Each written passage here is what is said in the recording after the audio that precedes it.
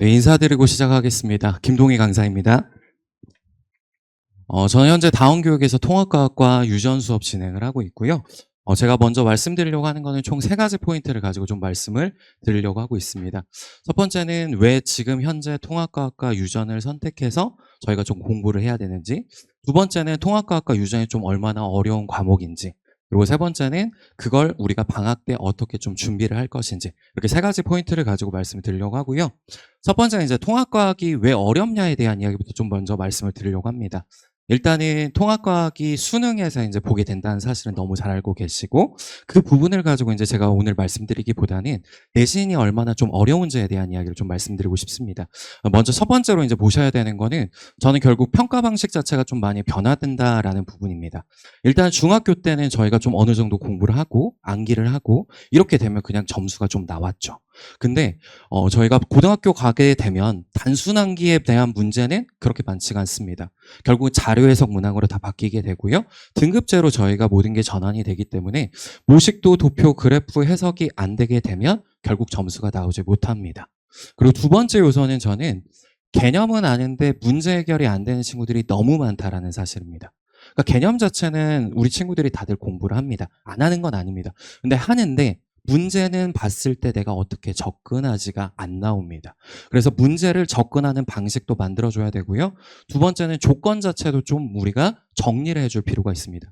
자료를 봤을 때 누구부터 먼저 해석을 하지? 이러한 부분들의 사고 과정 자체가 만들어져야 된다라고 생각을 해주시면 되겠고요. 세 번째는 저는 학교별로 출제 차이가 지금 현재는 매우 크다라는 점입니다.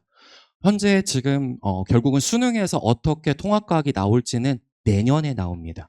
그러니까 내년이 기준이 되지 않았기 때문에 현재는 기준이 없는 상태라서 어떤 학교는 서술형 비중이 매우 높고요. 또 어떤 학교는 자료 해석 유형으로만 나눈 경우도 너무나 많습니다. 그렇기 때문에 문제를 접근하고 풀이를 만들어주고 이러한 베이스가 먼저 만들어지지 않고는 저희가 학교별 출제 차이를 저희가 어떻게 좀 가져가야 될지 이러한 부분들이 좀 많이 어렵기 때문에 일단 제가 이번 방학 때 좀 컨셉을 잡으려고 하는 거는 고등학교 공부 방식을 좀 만들어주고자 한다라고 생각을 해주시면 될 것 같습니다. 두 번째로는 이제 유전 파트인데, 유전 파트가 이제 왜 어렵냐에 대한 이야기는 3가지 정도로 저는 이렇게 나눌 수 있을 것 같습니다. 첫 번째는 단순 암기가 좀 아니고요. 역시나 이제 이건 통합과하고 역시나 동일한 이야기인데, 자료 해석이나 적용 능력이나 이런 것들도 있겠지만 추론 능력 자체가 좀 많이 필요로 합니다. 그래서 단순 암기가 아니라 추론을 가져가야 되는 거기 때문에 매우 어렵게 느낄 수 있다라고 생각을 해주시면 되겠고, 두 번째는 생명과학에서 가장 큰 격차를 벌릴 수 있는 부분이라고 좀 생각을 해주시면 되겠습니다. 너무나 고난이도 문항으로 나오기 때문에 난이도 차이가 너무 크고요. 그러한 부분들을 저희가 미리 대비하지 않으면 힘들 수밖에 없다라는 겁니다. 그리고 가장 큰 이유는 저는 이거라고 생각을 하는데, 지금 현재 생명과학에서 유전 파트는 고2 일반 선택 그리고 고3 진로 선택 때 고르게 됩니다. 근데 이렇게 고르게 되면 고2, 고3 때 제일 중요한 건 국어, 영어, 수학이죠. 이걸 공부할 시간을 만들어주기 위해서는 지금 공부하지 않으면 그게 어려울 수 있다는 겁니다. 근데 이걸 반대로 바꿔서 좀 생각을 해보면 지금 공부하게 되면 그 격차를 저희가 만들 수 있다라고도 생각해 주실 수 있을 것 같고요. 그래서 격차가 벌어지는 거를 이번에 저희가 격차를 만들 수 있는 단원이다라고 좀 생각을 해주시면 될 것 같습니다. 그래서 이게 왜 지금 시작해야 되냐에 대한 이야기에서 왜 어렵냐에 대한 이야기가 나왔고요. 그래서 그걸 저는 조금 분석을 해보았습니다. 각각 단원별로 어떠한 포인트들이 좀 있는지를 봐주시는 게 중요하다라고 생각을 했고요. 결국 이제 통합과학 단원을 이제 제가 물화생지로 조금 나누어 봤습니다. 근데 보면 물리는 총 6개의 소단원, 그리고 화학이 5개의 소단원이고요. 생명하고 지구과학 파트는 각각 8개, 7개 소단원입니다. 그러니까 소단원 자체는 생명과학이나 지구과학 자체가 매우 많죠. 범위가 매우 많습니다. 근데 시험지의 난이도를 결정하는 건 결국 물리화학입니다. 그러니까 물리화학에서 우리 친구들이 점수를 만들지 못하면 결국 생명과학이나 지구과학의 암기가 그 다음에 한다 하더라도 많이 늦어질 수밖에 없습니다. 그래서 물리화학을 저희가 먼저 좀 공부할 필요가 있고요. 특별히 이제 난이도가 높은 파트는 통합과학 1에서는 역학 파트입니다. 이 두 단원이 매우 어렵고요. 통합과학 2에 가게 되면 이제 발전 파트가 좀 고난이도라고 생각을 해주시면 되겠습니다. 그리고 이제 화학 같은 경우에는 통합과학 1에서는 저는 가장 큰 킬러라고 할 수 있는 거는 역학이라고 생각을 하는데, 통합과학 2에서는 중화 반응과 산화하는 반응이 매우 난이도가 높습니다. 그래서 이 부분 때문에 결국은 2학기 중간고사, 기말고사의 난이도가 달라진다고 생각을 하시면 될 것 같고요. 특별히 중화 반응 같은 경우에는 화학원하고 연계성이 좀 많이 큽니다. 그래서 그러한 문항들이 나왔을 때 우리 친구들이 어떻게 대처를 해야 될지가 좀 나와야 되는데 그러한 부분들을 미리 좀 공부할 필요가 있다고 생각을 해서 저는 이번에 좀 진행을 할 때 1에서 6주차 동안 물리화학에만 좀 많이 집중을 좀 하고자 합니다. 그래서 물리화학을 미리 공부하고 계속해서 누적 테스트를 좀 진행하려고 하거든요. 그래서 한 번 보고 끝난다가 아니라 계속해서 누적해서 보다 보면 문제 유형들도 어느 정도 가져갈 수 있지 않을까라고 생각을 하고요. 그다음에 이제 생명하고 지구과학 파트에서는 통합과학 1에서 조금 많이 난이도가 높은 부분이 정보의 흐름 파트입니다. 그래서 이 부분을 가져갈 예정이고 통합과학 1에서 이제 직권의 변화 파트 같은 경우가 지구과학 1하고 연계성이 매우 큽니다.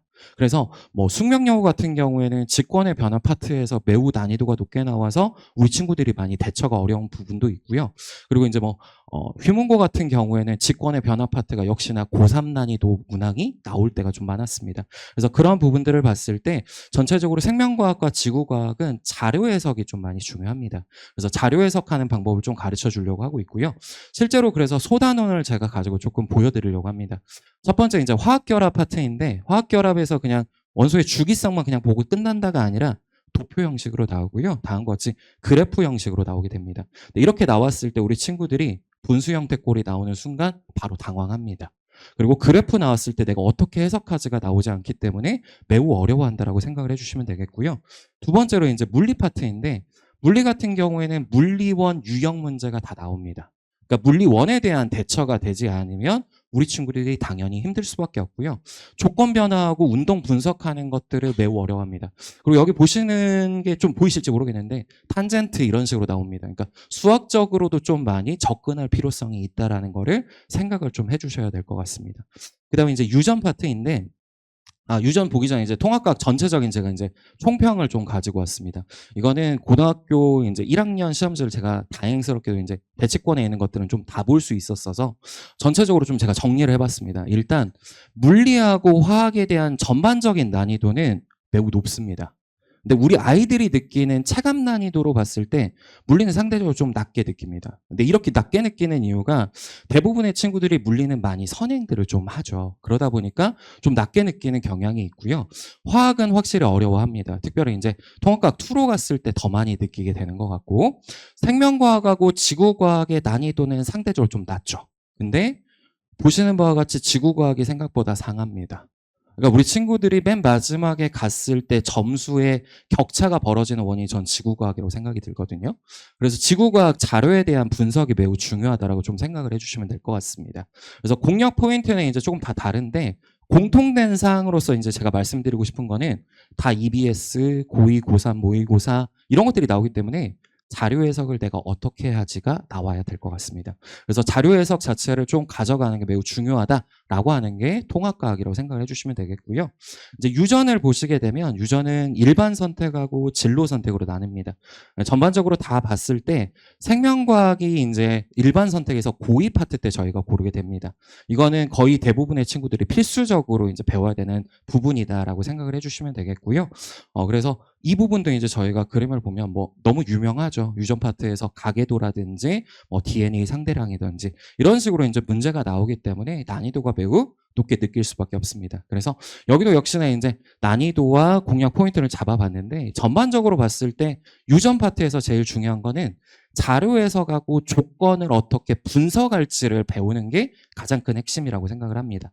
그래서 풀이 순서를 저는 만들어 주려고 많이 노력을 하는 게 유전 파트다라고 봐주시면 될 것 같습니다. 그래서 이 모든 것들을 이제 분석을 해봤을 때 제가 느끼게 되는 건 뭐냐면 먼저 필요한 게 많은 문제 풀이가 중요하냐? 그건 아니라고 제가 느껴집니다. 결국 중요한 거는 방향성을 만들어주는 게 제일 중요하고요. 자료 해석을 어떻게 하는지를 만들어주고 난 이후에 그 다음에 문제 풀이가 들어가야 된다는 것입니다.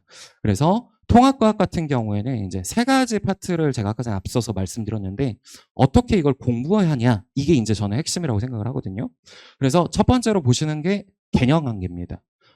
보셨던 게 이제 물리나 화학이나 그다음 지구과학이나 생명과학이나 전체적으로 소단원 자체가 매우 많기 때문에 핵심 흐름 자체를 이제 잡아주는 게 매우 중요합니다. 특별히 중학교 과정도 나오고요. 우리가 이제 이야기했던 생명과학, 지구과학, 원 파트에 관련된 내용들도 너무 많이 나오고 있습니다. 그래서 그 부분들을 모두 다 하나로 연계를 해서 흐름 자체를 잡아주는 게 가장 큰 중요한 부분이다라고 봐주시면 될 것 같고요.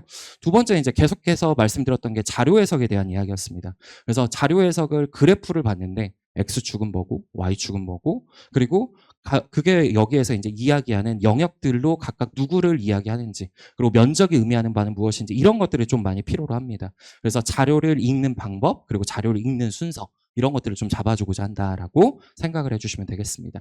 세 번째로 이제 문제 적용에 대한 실패인데 이건 풀이 구조를 좀 많이 잡아주는 게 중요할 것 같습니다. 풀이 구조를 잡아줄 때 제일 중요한 건 학생별로 어려워하는 문제가 다 다릅니다. 그래서 학생별로 어려워하는 문제가 다 다르기 때문에 클리닉에서 이거는 좀 잡아주려고 하고 있고요. 학생이 왔을 때 어려운 문제를 보고 어떻게 접근하는지 그래서 그 자료를 봤을 때 이건 그래프가 먼저인지 아니면 이게 도표가 먼저인지 이런 것들을 잡아주고자 한다라고 생각해 주시면 될 것 같습니다. 유전 같은 경우도 역시나 이제 중요한데 유전은 접근하는 방식 자체가 어려워서 조건 해석, 순서 이런 것들을 잡아주고 그다음에 이제 개념과 문제가 많이 분리되어져 있는 것들을 같이 연결을 좀 많이 시켜주고 있습니다. 그리고 마지막으로는 문제풀이 시간이 이제 부족한 부분이 있는데 이거는 풀이하는 방식을 만들어진 이후에는 반복 훈련을 계속해서 해주면 잡히는 부분이 있어서 이렇게 이제 접근은 할 것이다라고 봐주시면 되겠습니다. 그래서 전체적인 솔루션을 이제 제가 세 가지로 잡았습니다. 일단 첫 번째는 컨셉을 잡자. 전체적인 흐름을 잡아주자. 두 번째, 어떻게 분석을 할지를 잡자. 그래서 그 분석에 대해서 우리가 배우고 난 이후에는 실제로 문제풀이를 진행해 보자. 그래서 테스트나 이런 것들은 누적으로 계속해서 진행하고 클리닉에 왔을 때 클리닉 문제를 따로 준비를 했습니다. 그래서 클리닉 문제를 통해서 우리가 유형별로 좀 배우고자 한다라고 보시면 되겠습니다. 그래서 제가 결론은 뭐냐면 성적 자체를 제가 계속해서 고민을 해봤을 때 풀이 구조를 만들어 주고 나야 그 다음 반복 훈련이 된다고 생각을 합니다. 그래서 풀이 구조 잡고 반복 훈련을 해서 좀 완성할 수 있는 수업을 이번에 만들고자 한다라고 봐주시면 되겠고요. 그래서 수업 계획 자체는 이제 앞서서 말씀드렸던 대로 1에서 6주차 동안 물화 위주로 다음과 같이 이렇게 나갈 것이다. 그래서 물리 같은 경우가 다음과 같이 이렇게 2, 3주차 그리고 화학에서는 이제 4, 5주차가 이제 매우 중요한 파트다라고 생각해 주시면 되겠습니다. 2주차부터 5주차가 매우 핵심 단원이다라고 보시면 되겠고요. 그리고 이제 생명과학하고 지구과학은 이제 그 다음에 전반적으로 이제 좀 보겠다. 그 다음 유전 같은 경우에는 1에서 5주차 동안 개념 위주로 진행을 할 겁니다. 개념 전체 다 보고 그 이후에 실제 문제풀이 하려고 합니다. 개념이 안 됐는데 문제풀이로 바로 들어갈 수는 없을 것 같고요. 그래서 유전 파트는 이런 식으로 좀 잡혔다라고 생각해 주시면 되겠습니다. 그래서 교재 같은 경우는 일단 개념서 그리고 주간지 그리고 이제 클리닉 이렇게 클리닉 할 때 이제 유형제를 이렇게 다음과 같이 주행을 했습니다. 그래서 우리 친구들 개념 다음과 같이 확인하고 유형별로 문제풀이 이제 숙제 내주고 클리닉에서 다시 한번 확인할 수 있도록 하겠다라고 생각해 주시면 되겠고요. 전체적으로 이제 다음과 같이 나와 있는데 여기 보시면 이제 제가 이렇게 좀 정리를 해놨습니다. 각각 교재별로 어떤 식으로 좀 정리를 했냐면 개념서 같은 경우에는 출판사하고 EBS 교재 위주로 좀 많이 정리를 했습니다. 그리고 주간지 같은 경우에는 유형별하고 난이도별로 좀 정리를 했고요. 그리고 이제 저희가 테스트 같은 경우에는 계속해서 말씀드렸던 게 누적 테스트를 진행한다고 했습니다. 1주차 때 배웠던 거 7주차 때도 나오고요. 마지막 주차까지 계속해서 나올 수 있도록 하여서 한 번 보고 끝난다가 아니라 계속해서 연습할 수 있도록 하려고 합니다. 그리고 이제 두 번째는 꼭 제한 시간을 제가 두고자 합니다. 우리 친구들이 일부 학교 같은 경우에는 뭐 한 35분 동안 28문제를 푸는 학교들도 있습니다. 그러다 보니까 미리미리 제한 시간을 가지고 미리 연습을 해야 그 부분들이 조금 들어올 수가 있다고 생각을 하고요. 익숙해질 수 있도록 만들고자 한다라고 생각해 주시면 되겠습니다. 이제 이거는 작년에 이제 제가 가르쳤던 친구들한테 좀 선생님 수업 듣고 어땠는지를 좀 적어달라고 이제 부탁을 했습니다. 그래서 저희 친구들이 이제 적어준 내용을 정리를 해보면 저는 이제 한 4가지 정도로 제가 정리할 수 있을 것 같은데 첫 번째는 개념 흐름이 좀 잡혔다라는 이야기를 많이 들었고요. 두 번째로는 개념 흐름 잡고 난 이후에는 자료 해석을 제가 계속해서 수업 시간에 좀 많이 연습을 합니다. 그냥 개념만 잡고 끝난다가 아니라 그 문제를 어떻게 적용할지, 그 문제에서 내가 봐야 되는 게 뭔지 이것들을 계속 잡아주다 보니까 처음 보는 문제에서도 좀 많이 풀이할 수 있다라고 이야기를 해드려줘요. 그리고 이제 세 번째로는 결국 클리닉에 대한 이야기였는데, 클리닉 왔을 때 자기가 꼭 궁금한 거, 정말 물어보고 싶은 것만 물어보고 가도 되냐고 많은 친구들이 물어보거든요. 30분만 하고 가도 돼요? 네, 30분만 하고 가도 돼요. 제가 꼭 이 이야기를 합니다. 그래서 반드시 와서 저랑 꼭 확인하고 갈 수 있도록 하고 있습니다. 제가 미리 계속해서 관리를 해주어야 우리 친구들이 정말 모르는 부분들을 각각 다 캐치해 줄 수 있다고 생각이 들고요. 그래서 그러한 부분들을 바탕으로 실제로 우리 친구들이 좀 그래도 성적이 잘 나왔던 부분들이 있어서 보여드렸습니다. 그래서 이제 클리닉을 결국은 제가 이제 말씀드리고 싶은데, 결국은 수업 전후, 그래서 뭐 한 30분, 1시간 정도 이제 할 수 있도록 하고 있고요. 이번엔 주중 클리닉을 위주로 해서 조금 진행을 하고자 합니다. 그래서 주중 클리닉에 와서 숙제가 안 되는 친구는 숙제를 꼭 할 수 있도록, 그리고 개념 이해가 안 되는 친구들도 있습니다. 그러면 클리닉에 왔을 때 개념 이해를 가지고 갈 수 있도록 그렇게 진행을 할 예정이고요. 카톡 같은 경우에 제가 24시간 계속 확인하고 있습니다. 그래서 최소 늦어도 한두 시간 내로 모르는 부분을 확인을 하고 있고요. 참여 자체가 많이 힘들어하는 친구들도 있습니다. 멀리 사는 친구들 같은 경우에는 제가 줌 클리닉을 통해서 지속적으로 확인을 하고 있기 때문에 전체적으로 우리 친구들이 모르는 부분에 대해서 완벽하게 조금 관리할 수 있도록 진행하고 있다라고 생각해 주시면 되겠습니다. 그래서 실제 수업은 제가 이제 토요일 날 오전 10시부터 1시, 그리고 2시부터 5시 이렇게 진행할 예정이고요. 아침에는 통합과학 수업이고 오후에는 생명과학 수업 진행합니다. 그래서 우리 친구들이 이번에 좀 배우면서 저는 어떤 부분을 좀 가져갔으면 좋겠냐면, 결국 개념 흐름은 좀 잡았으면 좋겠습니다. 두 번째, 계속해서 말씀드렸던 게 자료 해석에 대한 부분입니다. 자료 해석 반드시 잡아서 우리 친구들이 이번에는 정확하게 그 부분들을 알아갈 수 있도록 하고자 한다. 그리고 마지막 세 번째는 테스트 보면서 완성시킬 수 있는 수업하도록 하겠습니다. 감사합니다. 김동희 강사였습니다.